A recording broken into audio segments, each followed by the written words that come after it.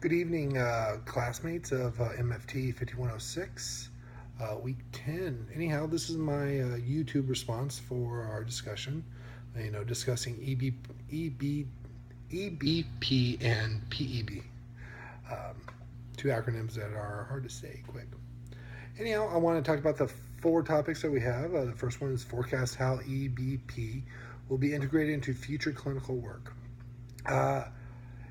As our text and everything has been talking so far, it's a slow progression where clinical therapists are starting to use basically evidence-based practices to enhance their own therapies. And I think this is actually a good thing. Working for the California State Department of Healthcare Services, we are on the front line of using these evidence-based practices for our mental health, for our substance abuse, for our just regular Medicaid and Medi-Cal problems. We want to be able to show the public that we are doing the best that we can for our clients, and in this case, the people of California. So I can only see that in clinical work that this is going to move in the same direction.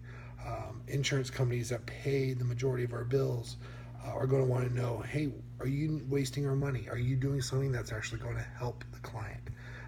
So I can only see that this is going to get more enmeshed into our therapy practices. Question number 2, discuss possible ways to contribute to the MFT knowledge base as a clinician. This is where my business degree, my master's, comes out, and I really think that as future therapists, we all need to sit down and talk or get a minor or anything in business, because this is what we talked about when I was in those classes. We need to build some sort of structure, some sort of program where we can, as therapists, plug in our therapies, plug in our diagnoses of our people. And I know we've talked about in the class rings that this is our electronic book of each patient. But here, if we can have one database where everyone can log in and see, type it in, females over age of 30, bipolar, and we can have a list of all the statistics and all the relevant facts of what's affecting them. I think that's how we're going to be able to help.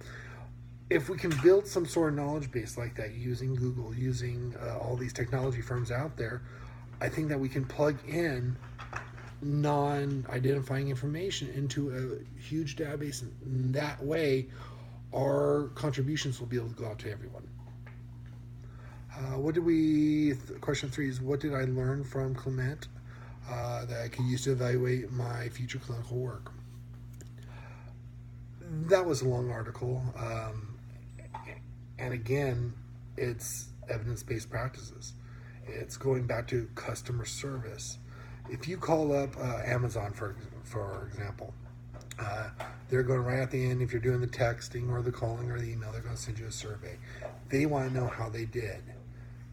What I got from the article is, as therapists, we're going to want to do the same thing. The problem coming, though, is once a person knows that they're being questioned for that reason, for customer service satisfaction, you're going to go either to, oh, I'm really happy and I felt improvement, or I haven't, and this is a horrible, waste of time.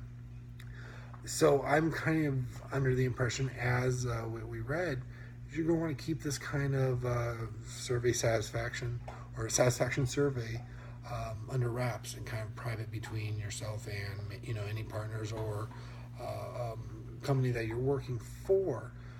It doesn't have to be identified in that case, but you want to take down the demographics. You want to take down who's said what did they come in, what rating scale, depending on whatever tool that you're using. Where were they at when they first came in? When were they at when they left? One point I did find very interesting was the fact that they had a hard time when clients just left. You had 2 or 3 sessions, and it's not for me, and you just never called back. I would think in my initial paperwork that I give my clients, I would want to have them sign off that they are going to do a final. It's not going to hurt my feelings. I'm not going to be hurt financially if they decide not to come back to therapy, but Upon that last one, please request it. I will send out a survey. You use online tools, SurveyMonkey, for example, and fill it out how they were. That way I can find out how I'm doing as a therapist, how I can help other people, what's working, what's not. I think that's clear. Just we need to be able to merge a little bit from the business side and corporate over to therapy.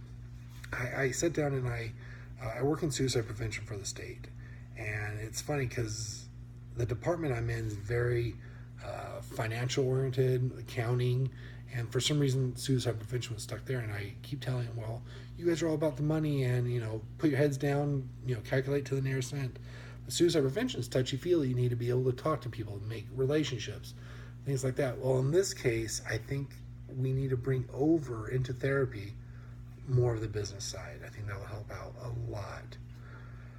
And then finally, number 4, in light of the comments in the video from Baron Duncan, which was depressing, how might you obtain feedback from your clients to determine if you're on track? Trust is so important in therapy kind of practice. I think if you just be outright with them and saying, I'm trying to be the best therapist I can. I want to help you. I want to help all my clients. I want to help everyone that I can. So I need you to be honest with me. How do you feel now? How, in the midway through your therapy, how do you feel then?